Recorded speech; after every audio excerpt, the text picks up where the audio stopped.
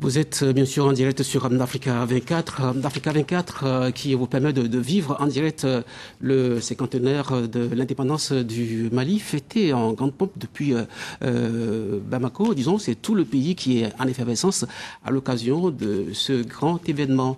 Et nous, ici, Africa 24, faisons notre mieux pour mettre beaucoup de baume dans cette fête et surtout beaucoup d'analyses autour de notre plateau. Donc il y a deux spécialistes du Mali, Manka Sidibé, et puis Yamoudou Keita qui nous accompagne. D'autres invités vont pouvoir nous rejoindre. On va poursuivre sur le débat qu'on évoquait tout à l'heure avec vous, Monsieur Sidibé, puisqu'on parlait de pauvreté au Mali, et vous, justement, vous trouviez des raisons politiques à cela.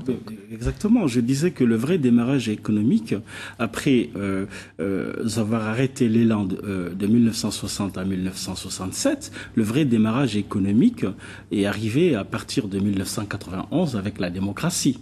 On a vu que c'est le système politique même qui a été instauré à partir de 1991 qui a entraîné un élan de développement. Maintenant, ce développement, il faut le reconnaître qu'il n'a pas encore atteint l'attente des Maliens dans sa globalité. Mais quand on regarde de très près ce qui a été fait dans ce domaine particulier, je l'ai dit, les 5 premières années de Alpha Oumar Konaré, ça a été d'asseoir la démocratie, de rendre la démocratie irréversible, stabilisée. Il a fait face aux revendications sectorielles, à un affrontement politique fort au sein du mouvement démocratique, le collectif de l'opposition opposé à lui, etc., associé aux revendications sectorielles. Ça a été un énorme combat politique. Heureusement que c'est un stratège confirmé. Il a su donc asseoir les choses pendant ce premier mandat. Son deuxième mandat, on le sait, et là encore, c'est peut-être les 3 dernières années de son deuxième mandat qu'il a essayé de poser des actes économiques importants. Il a commencé justement à réhabiliter d'abord les symboles politiques, des symboles politiques qui ont été victimes du coup d'État militaire de 1968. Celui qui va à Bamako au détour des rues et des places publiques, on voit très bien cette réhabilitation des symboles politiques qui a été faite par le président Alpha Oumar Konaré.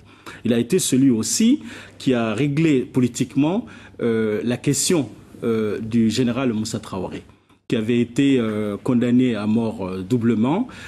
Cette condamnation commuée à prison à vie, ensuite graciée par le président Alpha Oumar Konaré. Ce sont des actes politiques forts qu'il ne faut pas ignorer et qui doivent être mis au crédit de la démocratie. Alors, après, effectivement... Et puis après, c'est l'élection du président ATT.